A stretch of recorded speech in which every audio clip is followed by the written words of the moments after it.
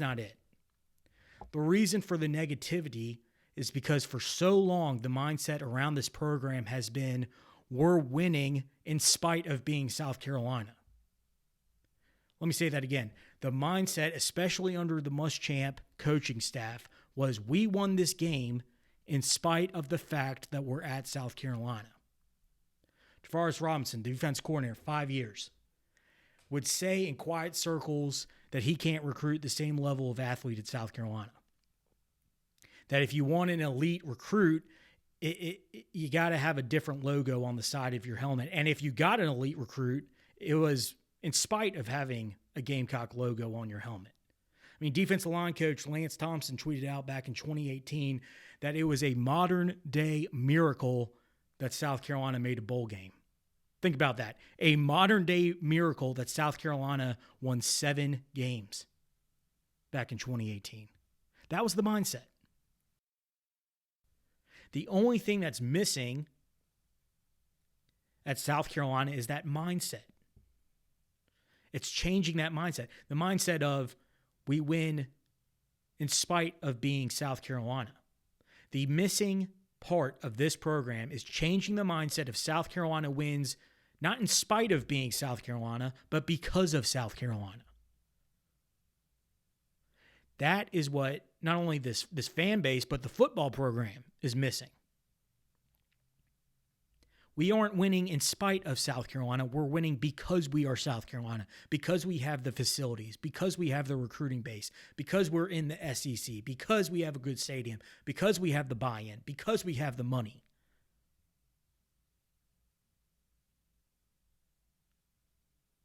That is what the missing piece of the puzzle is. And to be honest, that's what the missing piece of the puzzle was for Clemson. And Dabo understood it. Clemsoning. Remember Clemsoning? Nobody got more mad about Clemsoning. There could be, 15th generation. My last name is Clemson, and I live in the upstate. And, my car's orange, my house is orange. I paint my body orange. The term Clemsoning upset that dude less than it upset Dabo Swinney. Because to him, Clemsoning wasn't blowing a lead. Clemsoning was, we can't do it because we're Clemson. And he's taken that mindset, as annoying as it is to South Carolina fans, as annoying as it is to me, he's taken that mindset of little old Clemson can't do it, and he has built a program on it. Clemson isn't winning national championships in spite of Clemson. Clemson is winning national championships because of Clemson. That's the missing piece of the puzzle, and that's what Shane Beamer understands at South Carolina. Muschamp's assistants, for the most part, couldn't leave town fast enough. I mean, my mom was just a couple of days ago making that joke. Feels like, you blink and another person's left Columbia for either another job or especially the Auburn job. I mean, the tweets have been hilarious in terms of Cocky has left Carolina and now he's going to Auburn. Auburn has changed their color scheme to garnet and black. When you have offensive coordinator Mike Bobo, I said head coach because you know what? For a little bit of that season, at the end of the season and the beginning of the Beamer era, it kind of felt like he was trying to be the head coach. Offensive coordinator Mike Bobo signs an extension, is making over $1 million, is telling people around the program that he loves Columbia, he wants to be in Columbia, and the first chance he gets to maybe strong-arm Shane Beamer, leverage the administration and the coaching staff into getting some more money. Hey, I have this Auburn offer. Y'all want me, don't you? You're going to have to pay up a little bit more. First chance he gets. What Shane Beamer do? Thank you for your efforts. Thank you for your time. Head on to Auburn. Beamer's assistant coaches now, and, take Mike Peterson, take Des Kitchings out of this. I appreciate the fact that they're staying. They're both great coaches, and I hope that they have long careers not only here, but whatever the next step is for them. But the new assistant coaches that Shane Beamer's brought in are crying. Not because they have to go to Columbia, because they get to go back to Columbia. They're excited to be with this program. They're excited to be Gamecocks. And this may sound stupid, but I want to hit on this. Under Will Muschamp, whenever a recruit would commit to the school, he tweeted out Spurs up. Which, hey, it was catchy. I liked it. He tweeted out Spurs up.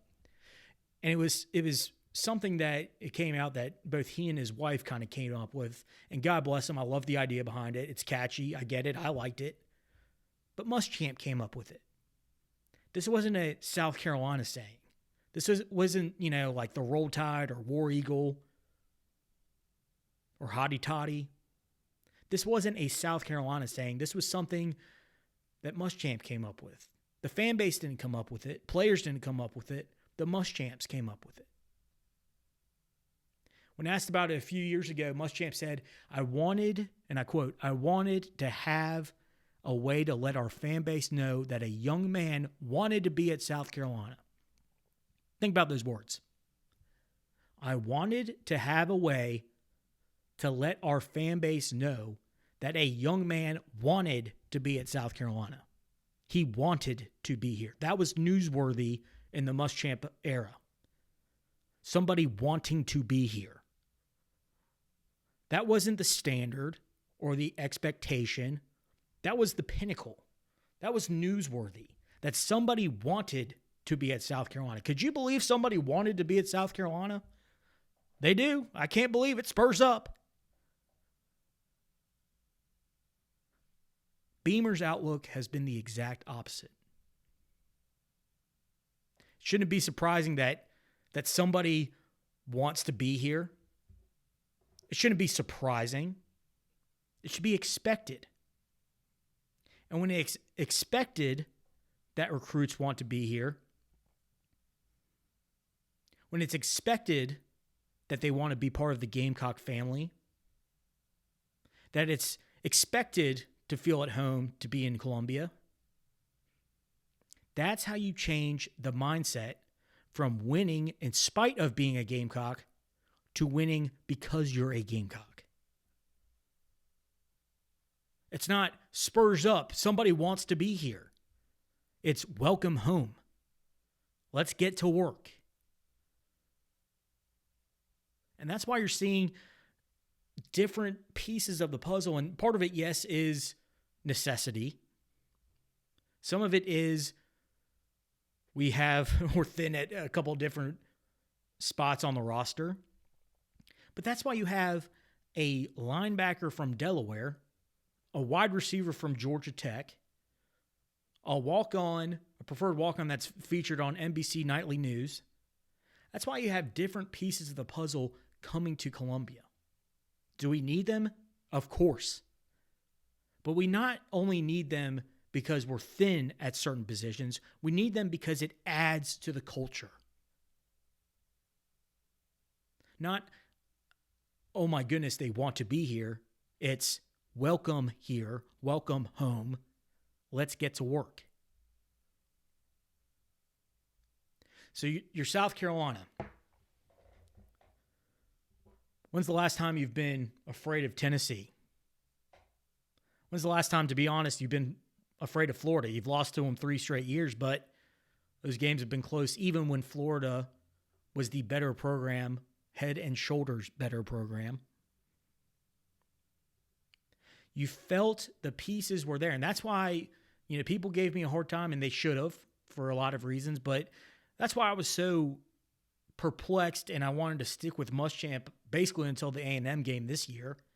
It's because you felt the pieces were there. The facilities are there. The buy-in is there. The fan base is there.